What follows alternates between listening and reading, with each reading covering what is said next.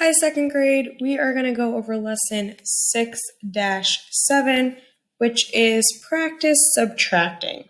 So I am just going to show you our couple ways to remember on how to subtract and different ways that you can use because, yes, I've taught you guys a couple ways in lesson 6-1, 2, 3, 4, 5.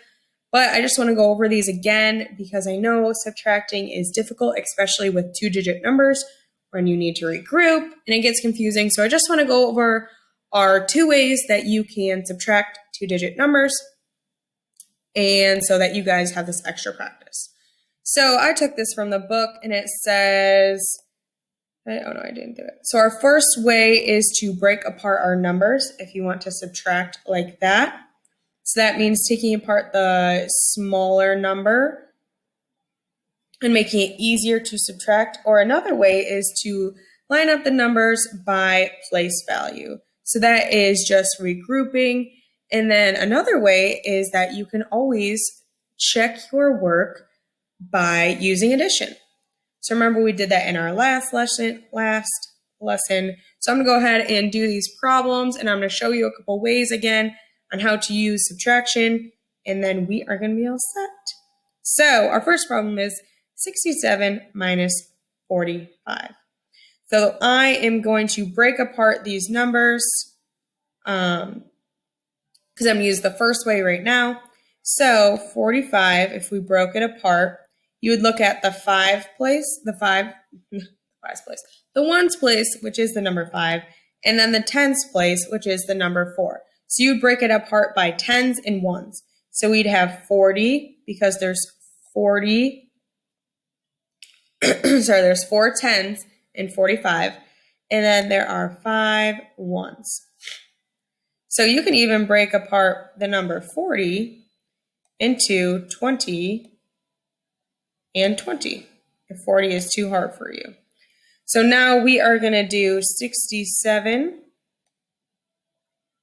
minus 40, or you can do 20 and then another 20. I'm just going to do 40 because I think pretty much you're doing 6 minus 4. And you know 6 minus 4 is 2. So 60 minus 40, even though I know it's 67, but 60, looking at the tens place, is 20. And then you're going to take that 7, 27. I'm going to go ahead and put these going up and down. I like you guys seeing that easier. So 7, you can just subtract going straight down. 6 minus 4 equals 2. So our answer is 27, like I said. And now we are going to subtract our 5. So our answer is 27. And then we're going to subtract 5. I don't know why I'm doing it this way again because I want to do it up and down.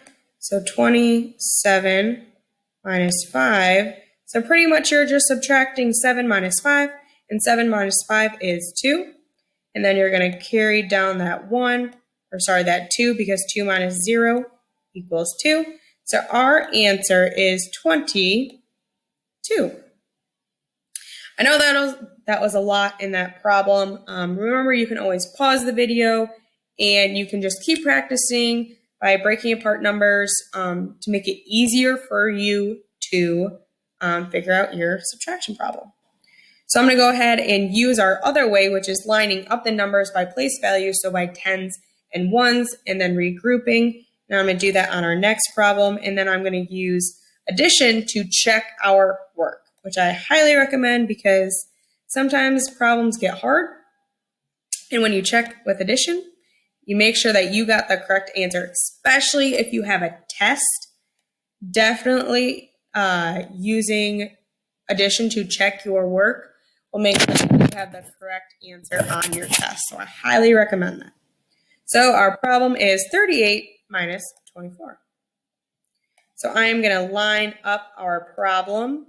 So remember, these are our 10. This is our tens place, and this is our ones place. So we know that we are not going to have to regroup in this problem because you can subtract 8 minus 4. You just go straight down. So 8 minus 4 equals 4. And then 3 minus 2 equals 1. So our answer is 14. 38 minus 24 equals 14. Now I am going to use addition to check our work. So I am going to do 14 plus 24. So our two parts, and we're trying to figure out what the whole is. We're hoping that it's the number 38, because then we know that we did the subtraction correctly. So let's go ahead and add them. So 4 plus 4 equals 8. 2 plus 1 equals 3.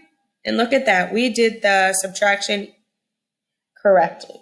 And honestly, doing this addition, it doesn't take much extra time. So I highly recommend that you check with the addition because it doesn't take extra time.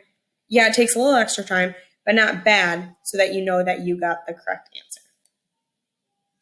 All right, let's move down to our last subtraction problem, which is 16 minus 9.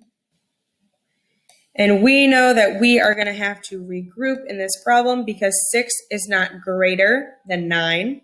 So we know that we are going to have to go to our next door neighbor, knock on their door, and say, hey, can we have a 10? Be like, sure, but that's my only one. So now that number becomes a 0. And now this 6, if you're adding a 10, so 10 plus 6 equals 16. Which, yes, it's kind of the same problem now because it was already 16 minus 9. But this is how you do it with regrouping. So 16 minus 9 equals 7. And I'm going to go ahead and quickly do our addition to make sure that our answer is correct. So let's do 9 plus 7.